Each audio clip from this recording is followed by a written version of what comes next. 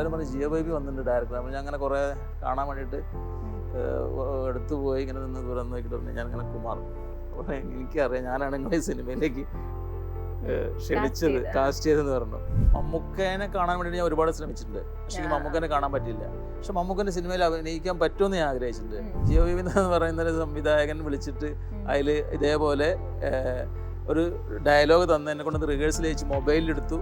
ഞാൻ പോയി. പിന്നെ കുറച്ച് ദിവസം കഴിഞ്ഞപ്പോൾ എന്നോട് പറയണം തോന്നുന്നുണ്ട്, ഞാൻ ആരോടാണ് ഇത് പറയേണ്ടതെന്ന് വെച്ച് പറഞ്ഞ് മമ്മൂക്കനോട്.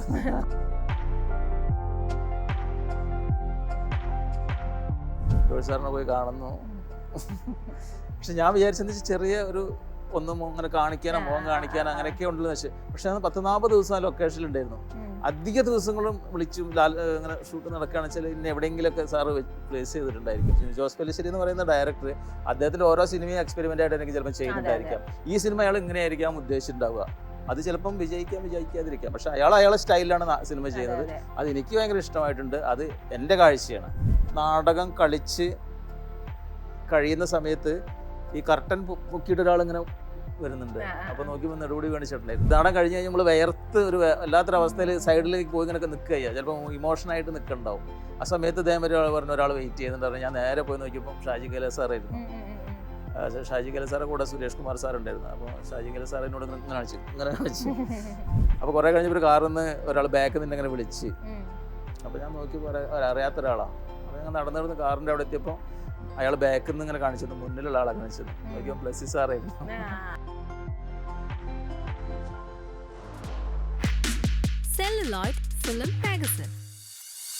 ഇന്ന് നമ്മളോടൊപ്പം സെല്ലുലോയിലുള്ളത് കുമാർ സുനിൽ എന്ന് പറയുന്ന ആക്ടറാണ്. അപ്പോൾ ചേട്ടാ സ്വാഗതം. അപ്പം ഞാൻ പറയുമ്പം ചിലപ്പോൾ നിങ്ങൾക്ക് പേര് കേട്ട പെട്ടെന്ന് മനസ്സിലായില്ലെങ്കിലും 80+ അഖിലൂട്ടൻ്റെ അച്ഛനെ നമ്മളെല്ലാവരും ഓർക്കുന്നുണ്ടാവും. റീൽസുകളിലൂടെയും ആ സിനിമയിലും തగ్గടിച്ച ഒരു അച്ഛനും അമ്മയാണ് ആ 2 സിനിമയിലെ. അപ്പം ചേട്ടൻ്റെ പുതിയ വിശേഷങ്ങൾ പറഞ്ഞുകൊണ്ട് നമുക്ക് തുടങ്ങാം. ഏറ്റവും പുതിയ സിനിമാ വിശേഷങ്ങൾ എന്തൊക്കെയാണ്? പുതിയ ഇപ്പം കാതൽ ആൻ്റണിക്ക് ശേഷം നാരായണിയുടെ 3 ആൺമക്കൾ എന്ന് പറയുന്ന സിനിമയാണ്. അലൻസിയർ, ജോർജ് ജോർജ്, സുരാജ് വെഞ്ഞാറുമാണ്. അത് ചെറിയൊരു വേഷം ചെയ്തിട്ടുണ്ട്, വക്കീലിൻ്റെ വേഷം. അതിനുശേഷം കോലാഹലം, ഭഗവാൻ ദാസിൻ്റെ രാമരാജ്യം എന്ന സിനിമയ്ക്ക് ശേഷം റഷീദ് പറമ്പിൽ ഡയറക്റ്റ് ചെയ്തിട്ട് ഒരു കൊച്ചു സിനിമ, വളരെ നല്ലൊരു സിനിമയാണ്. ഒരു 5ഓളം ഫെസ്റ്റിവലുകളിൽ ഇപ്പോൾ അത് പോയിക്കൊണ്ടിരിക്കുകയാണ്.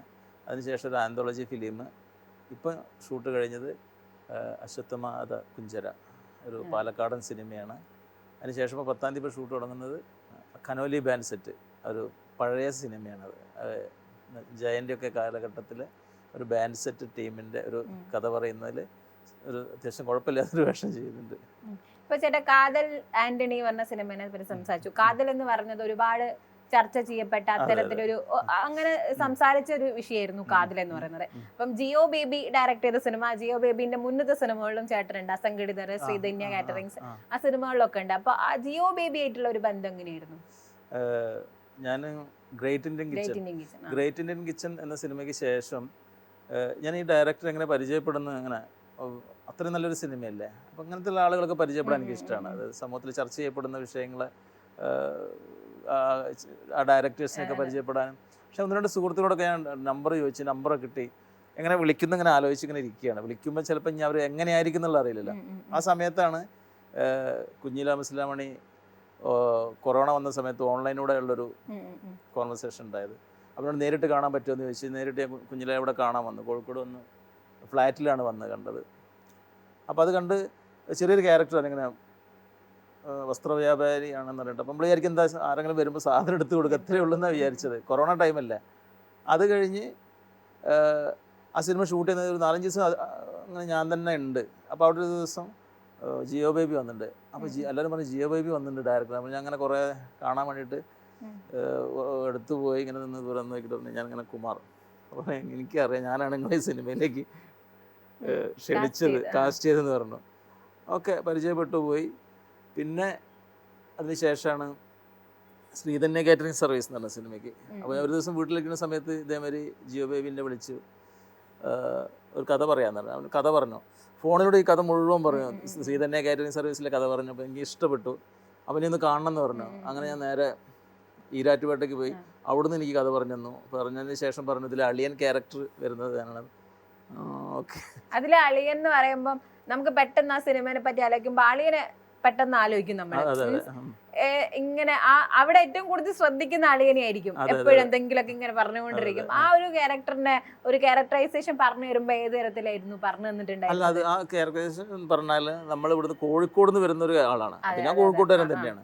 അപ്പോൾ കോട്ടയത്തേക്ക് ഒരു കോഴിക്കോട്ടുകാരൻ ചെല്ലുമ്പം നമുക്ക് പ്രത്യേകിച്ച് ഒന്നും ചെയ്യാനൊന്നും ഉണ്ടായിട്ടില്ല.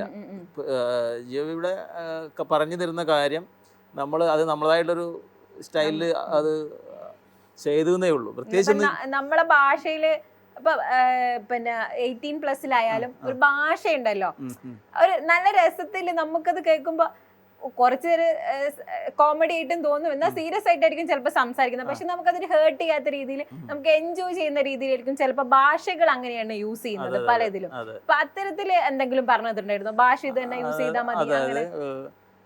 പിന്നെ അരുൺ ഡി ജോസ് എന്ന് പറഞ്ഞ ഡയറക്ടർ എനിക്ക് 18+ല് ആ ദിവസം എനിക്ക് ക്യാമറയ്ക്ക് മുന്നിൽ നിൽക്കുന്ന സമയത്ത് തന്നെ ഡയലോഗ് തന്നു. അല്ലാണ്ട് അതിൻ്റെ ഒരു ഓഡീഷനിലായിരുന്നു. ഞങ്ങൾ നേരിട്ട് വിളിച്ചിട്ട് ഈ ക്യാരക്ടർ അന്ന് പറഞ്ഞു തന്നു, ഒരു റിഹേഴ്സൽ ചെയ്തു. പിറ്റേ ദിവസം തന്നെ നമുക്ക് ഷൂട്ടിന് വരണമെന്ന് പറഞ്ഞു.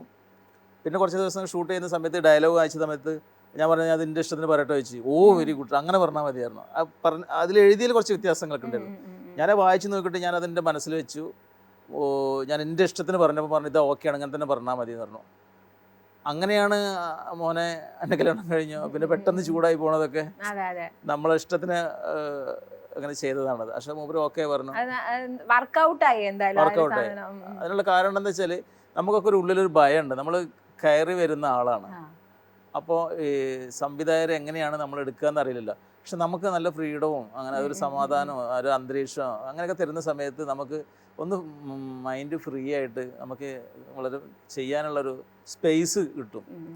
അപ്പോൾ അതുപോലെ തന്നെ ജിയോ ബേബി എന്ന് പറയുന്ന കക്ഷി ഈ ശ്രീധന്യ കാറ്ററിംഗ് സർവീസ് ചെയ്യുന്ന സമയത്ത് വളരെ കൂളായിട്ടിരുന്നു. ഞങ്ങൾ റിഹേഴ്സൽ എന്ന് പറഞ്ഞ സാധനം തന്നെ എടുക്കാറില്ല അധികം.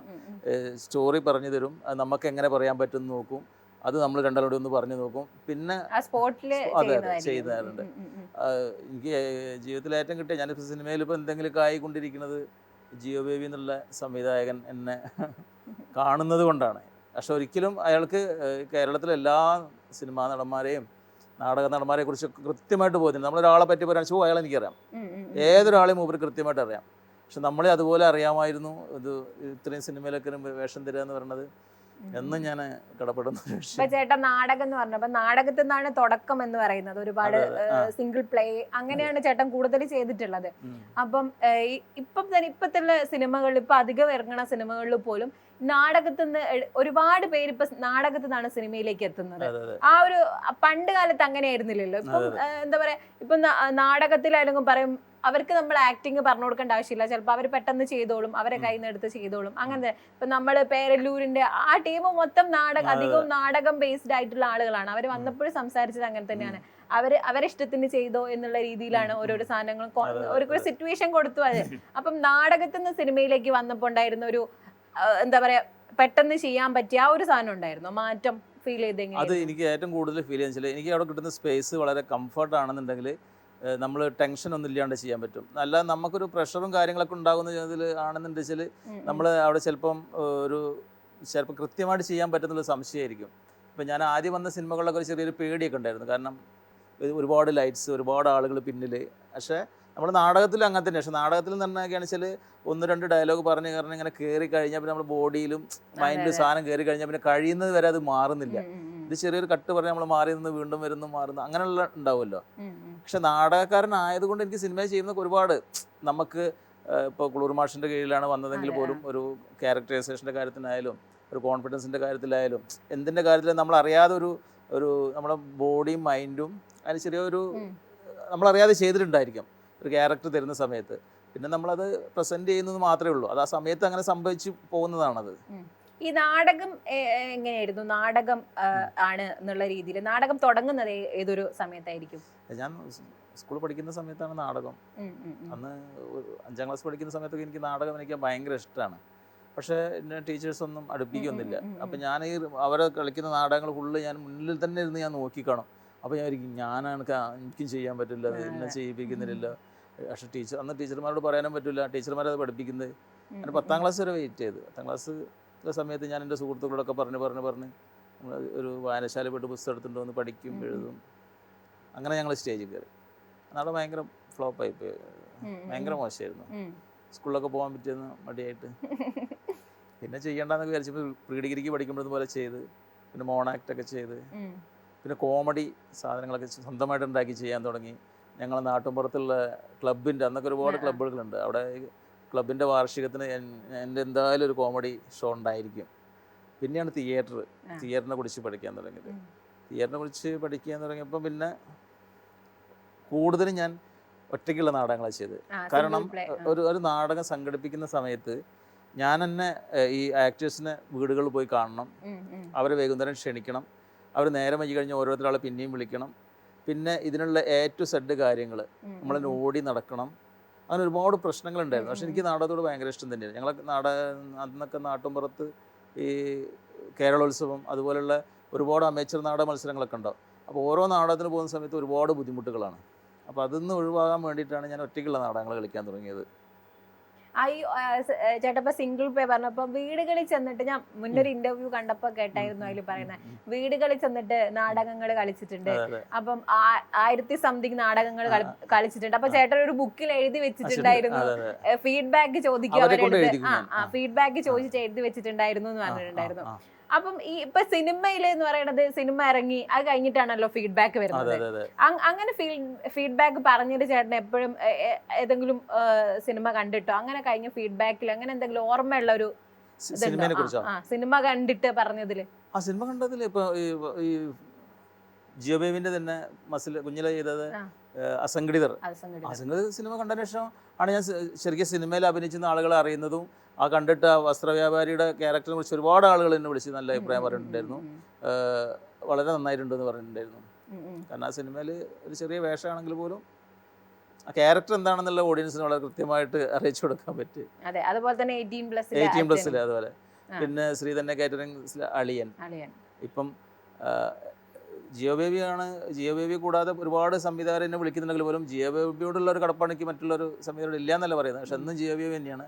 പിന്നെ ജോഷി സാർ നമ്മളൊരു സിനിമയിലേക്ക് വിളിക്കുക, അത് ഭയങ്കര സന്തോഷം. അതും ഞാൻ കേട്ടായിരുന്നു, ചോദിക്കാൻ വരികയായിരുന്നു ഞാൻ. ചേട്ടൻ പറയുന്നുണ്ടായിരുന്നു കുഞ്ഞിലല്ല ഇത് അഭിനയിച്ചു തുടങ്ങുമ്പോ ജോഷി സാറിന്റെ സിനിമയിലൊക്കെ എന്നെ കാണാൻ പറ്റിയിരുന്നെങ്കിൽ എന്ന് ആലോചിച്ചിട്ടുണ്ടായിരുന്നു. ആ സമയത്താണ് ആന്റണിയിലേക്ക് ഒരു വിളി വരുന്നത്.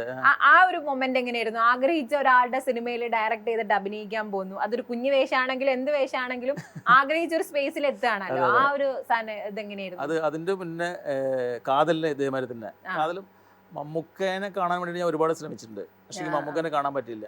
പക്ഷെ മമ്മൂക്കൻ്റെ സിനിമയിൽ അഭിനയിക്കാൻ പറ്റുമെന്ന് ഞാൻ ആഗ്രഹിച്ചിട്ടുണ്ട്. അതൊന്നും അങ്ങനെ അപ്പം ഞാൻ അങ്ങനെ ചിന്തിക്കേണ്ട, ചിലക്കാർ ചെറിയ സിനിമയിലൊക്കെ അഭിനയിച്ച് ഇങ്ങനെ പോകാമെന്ന് കരുതിനെ. പക്ഷേ ജിയോ ബേബി എന്ന് പറയുന്ന ഒരു സംവിധായകൻ വിളിച്ചിട്ട് അതിൽ ഇതേപോലെ ഒരു ഡയലോഗ് തന്ന് എന്നെ കൊണ്ട് റിഹേഴ്സൽ ചെയ്യിച്ച് മൊബൈലിലെടുത്തു. ഞാൻ പോയി. പിന്നെ കുറച്ച് ദിവസം കഴിഞ്ഞപ്പോൾ എന്നോട് പറയണമെന്ന് തോന്നുന്നുണ്ട്, ഞാൻ ആരോടാണിത് പറയേണ്ടതെന്ന് വെച്ച് പറഞ്ഞ് മമ്മൂക്കനോട്. അപ്പോൾ ഭയങ്കര സന്തോഷം, ഭയങ്കര കോൺഫിഡൻസും ഉണ്ടായിരുന്നു, ചെയ്യാൻ പറ്റുന്നൊക്കെ ഉള്ള.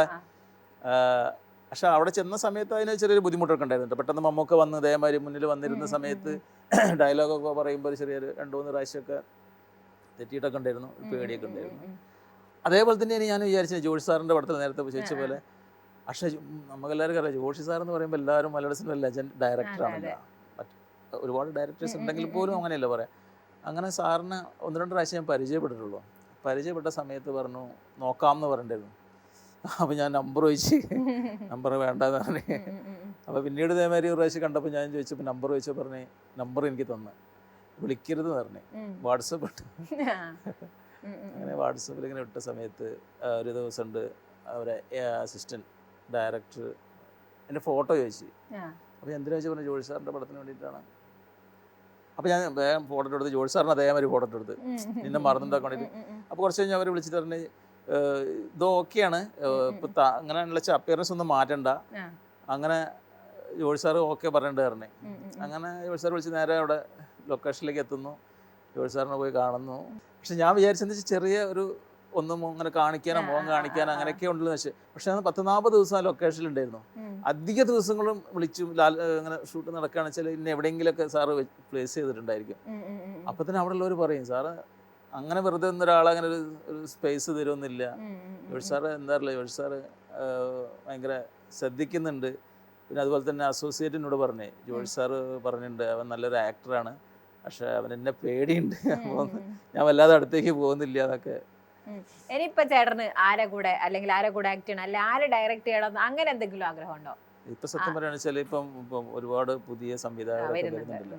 അപ്പോൾ എല്ലാ സിനിമകൾ കാണുമ്പോൾ അതിലൊക്കെ ഒരു സ്പേസ് കിട്ടിയിട്ടുണ്ടെങ്കിൽ എന്ന് ആഗ്രഹിക്കും. ഞാൻ ഇപ്പോൾ ഒരുവിധം ഡയറക്ടേഴ്സിനൊക്കെ വിളിക്കുന്ന സമയത്ത് ഡയറക്ടേഴ്സിനെ അറിയാം, കൃത്യമായിട്ട് എന്നെ അറിയാം. സാർ ഞാൻ ഇന്ന ആളാണെന്ന്, അറിയാം നമ്മളടുത്ത് വർക്ക് വരുമ്പോഴൊക്കെ നിങ്ങളെ വിളിക്കാം. അധികം ആൾക്കും അറിയാമെന്നാണ് പറയുന്നത്. ഇപ്പം വെള്ളരിപ്പട്ടണം, മഞ്ജു വാര്യപ്പട്ടണം, അതിൽ അഭിനയിച്ചത് അതിലൊരു വില്ലൻ ക്യാരക്ടറായിട്ട് പഞ്ചായത്ത് പ്രസിഡൻ്റായിട്ട്. അപ്പം മഞ്ജു വാര്യരോടൊക്കെ സംസാരിക്കുന്ന സമയത്ത് അവർ നമ്മളോട് സംസാരിക്കുമ്പോൾ തന്നെ നമ്മൾ പക്ക സാധാരണക്കാരനായിട്ടുള്ള വള്ളിക്കുന്നുള്ള, മലപ്പുറം ജില്ലയിലെ വള്ളിക്കുന്നുള്ള ഒരാളോട് മഞ്ജു വാര്യർ പോലുള്ളൊരു നടി ഇങ്ങനെയൊക്കെ സംസാരിക്കുമ്പോൾ എന്നോട് പറയും നാടകം കളിക്കാമെന്നൊക്കെ പറഞ്ഞിട്ട്. ഞാൻ വെച്ച് ഞാൻ ഒറ്റയ്ക്ക് നാടകം കളിക്കുന്ന ആളാണെന്ന് പറഞ്ഞപ്പോൾ ഒരു ദിവസം നാടകം കളിക്കാം, അതായത് ഷൂട്ട് കഴിയുന്നതിൻ്റെ അവസാന ദിവസങ്ങളിലൊക്കെ അങ്ങനെ പറഞ്ഞിട്ടുണ്ടായിരുന്നു.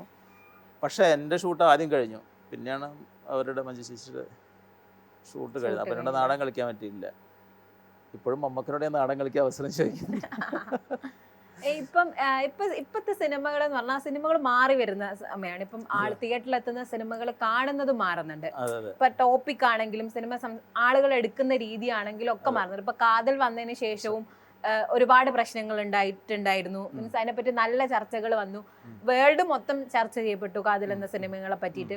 അപ്പൊ ഈ സിനിമകളുടെ മാറ്റത്തിനെ എങ്ങനെയാണ് ചേട്ടൻ നോക്കിക്കാണുന്നത്? ഇപ്പം കുഞ്ഞു കഥകളാണ് ഇപ്പം കൂടുതൽ സിനിമയിൽ വരുന്നത്, കാണുന്ന രീതികളൊക്കെ മാറുന്നുണ്ട്. ആ ഒരു മാറ്റത്തെ ചേട്ടൻ എങ്ങനെയാണ് കാണുന്നത്? അല്ല, ഞാൻ ഈ പലതും എക്സ്പെരിമെന്റ് ആണെന്ന് പറയാൻ പറ്റും. ഈ എക്സ്പെരിമെന്റ് ചെയ്യുന്നവർക്കും അറിയാതെ ഒരു എക്സ്പെരിമെന്റ് ആണെന്ന് അറിയാം, കാണുന്നവർക്കും മനസ്സിലാകുന്നുണ്ട് അങ്ങനെയാണെന്നുള്ളത്.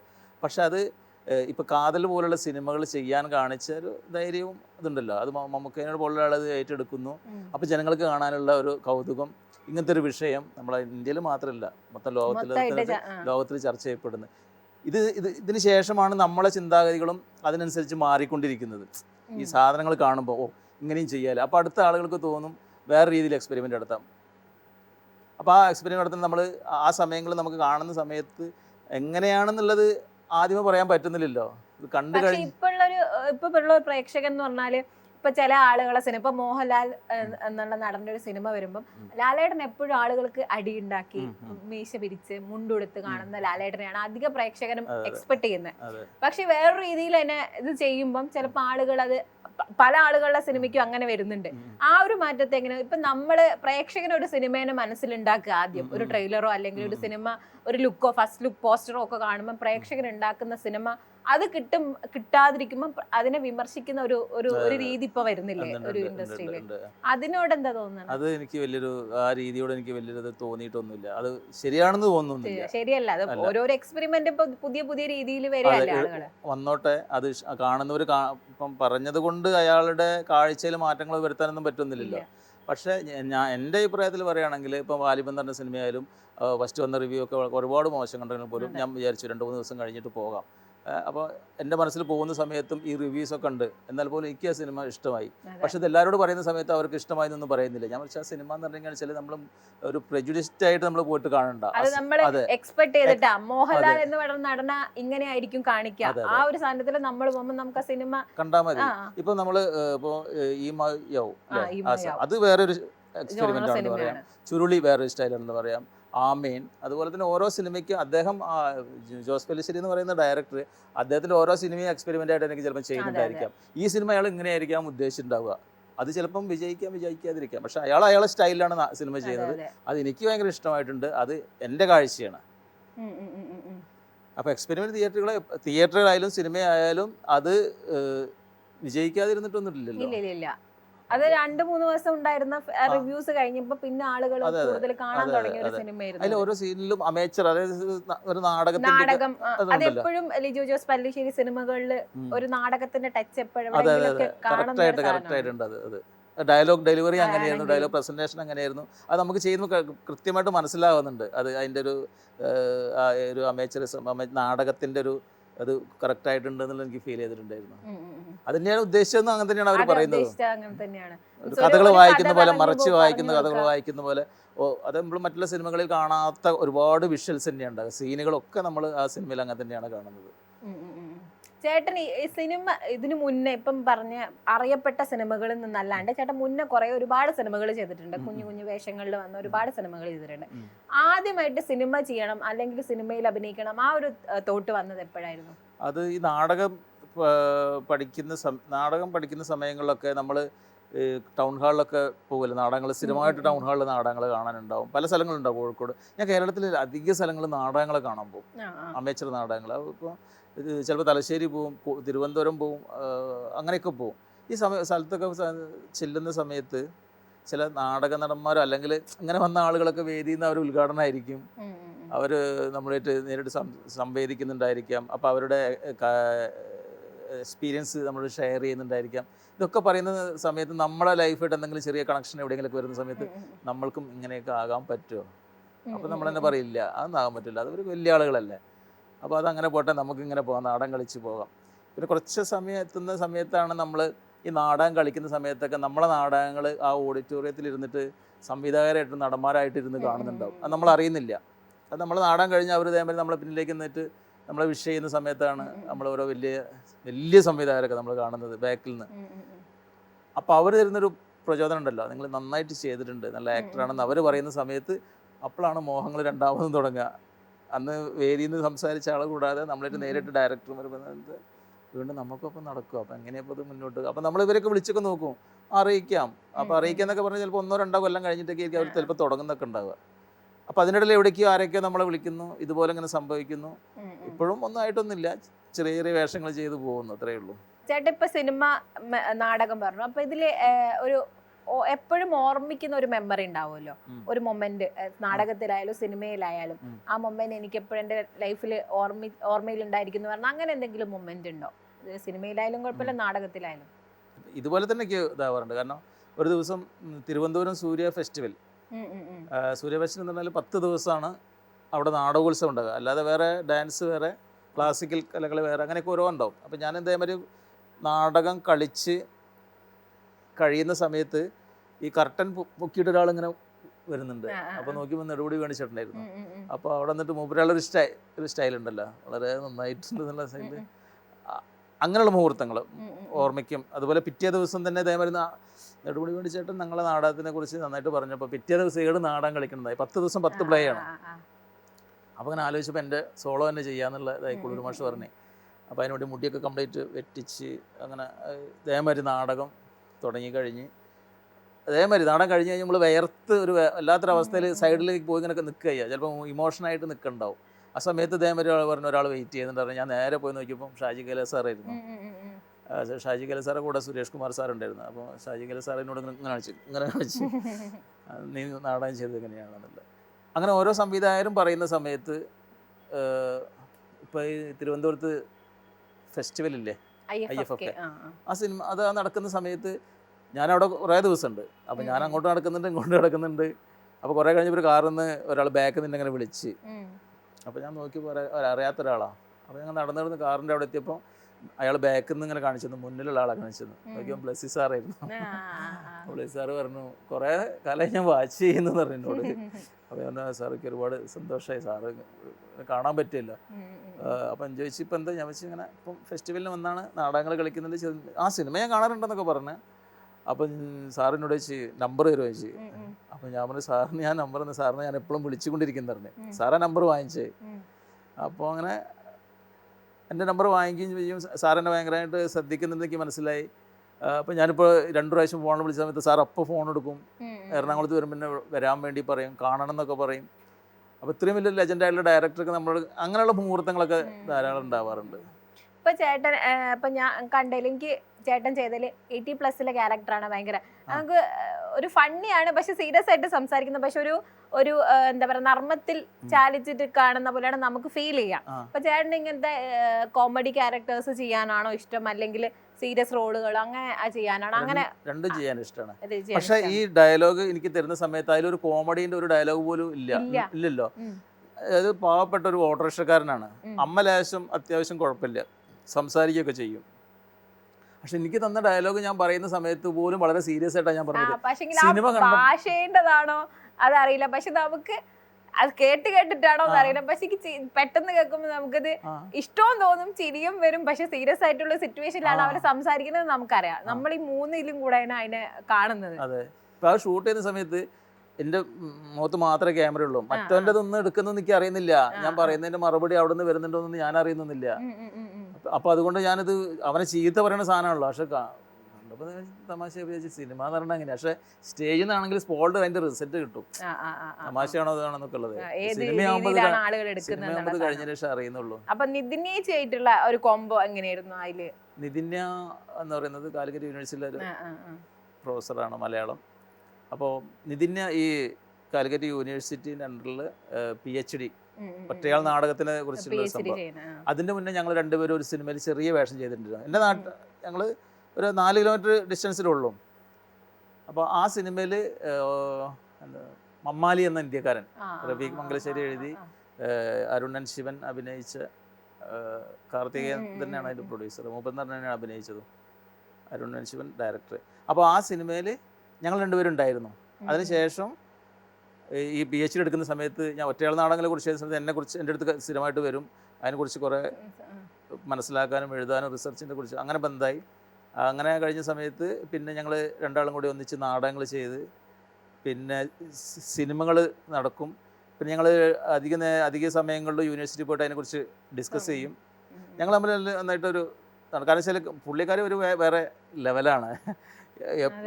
ഒരു അതുപോലെ ആ വൈബ് തന്നെയാണ് ഇപ്പൊ മറ്റേ ഇപ്പൊ പുതിയ ഇറങ്ങിയിരിക്കുന്ന പേരല്ലൂർ തന്നെയാണ് അതിൽ വന്നിരിക്കുന്നത്. അതെ അതെ, എപ്പോൾ വേണമെങ്കിലും പോയി ഇരുന്ന് സംസാരിക്കുക. നമുക്കൊന്നൊരു എന്താ പറയുക, ഒരു ഈഗോയോ അല്ലെങ്കിൽ ഒരു നെഗറ്റീവ് ഒന്നും ഫീൽ ചെയ്യുന്നില്ല. മുന്നോട്ട് എന്നുള്ള ലെവലിലാണ് പോണത്, അടുത്ത് പിടിച്ചാൽ കിട്ടൂല, ആ ലെവലിലാണ് ആള് പോണത്. ചേട്ടന് മറ്റേ 80+ ഡയലോഗ് ഒന്ന് പറഞ്ഞുതരാൻ പറ്റുമോ? അയ്യോ, ഓർമ്മ ഉണ്ടോന്ന് അറിയില്ല.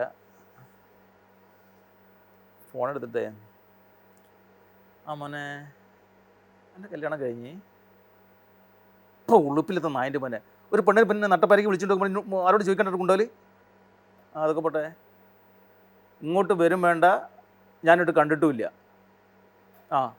പിന്നെ എൻ്റെ അടുത്ത് പൈസ ഉണ്ടോ? അത് ശരി, എവിടെ എൻ്റെ വണ്ടീൻ്റെ RC അടക്കി ഒരു 3000 രൂപ എനിക്ക് തരാൻ പറ്റില്ല, എന്നിട്ടാണ് ഊനെടുത്തെടുത്ത്. അത് രണ്ടും കൂടെ വരുമ്പോ നല്ലതായിട്ടാണ്. അപ്പം ചേട്ടാ ഇത്രയും നേരം ഞങ്ങളോട് കുറച്ച് വിശേഷങ്ങളൊക്കെ പങ്കുവെച്ചതിന് ഒരുപാട് നന്ദി. ഇനി പുതിയ പുതിയ നല്ല പ്രൊജക്റ്റുകൾ, ഒരുപാട് സ്ക്രീൻ സ്പേസ് ഉള്ള നല്ല ക്യാരക്ടേഴ്സ് വരട്ടെ. എന്തായാലും കുറെ ഡയറക്ടേഴ്സ് ഒക്കെ ചേട്ടനെ ശ്രദ്ധിക്കുന്നുണ്ട്. അപ്പൊ നല്ല റോൾസുകൾ ഇനി വരും. എല്ലാ ആശംസകളും നേരുന്നു. ഇത്രയും നേരം ഞങ്ങളോട് നിന്നതിൽ ഒരുപാട് നന്ദി. ഞാനും അങ്ങോട്ട് തിരിച്ച് നന്ദി പറയാം. കാരണം എന്നെപ്പോലുള്ള ആളുകളെ വളർത്തിക്കൊണ്ടുവരുന്നത് തീർച്ചയായിട്ടും നിങ്ങളെപ്പോലുള്ള ഇൻ്റർവ്യൂസും കാര്യങ്ങളൊക്കെയാണ്. ആളുകളെ കാണുമ്പോഴൊക്കെയാണ് നമുക്ക് അതിനുള്ള കുറച്ചും കൂടെ റീച്ചിലെത്താൻ പറ്റുന്നത്. അതുകൊണ്ട് തിരിച്ച് ഞാൻ നിങ്ങളോടാണ് നന്ദി പറയുന്നത്. നമസ്കാരം. Thank you. Celluloid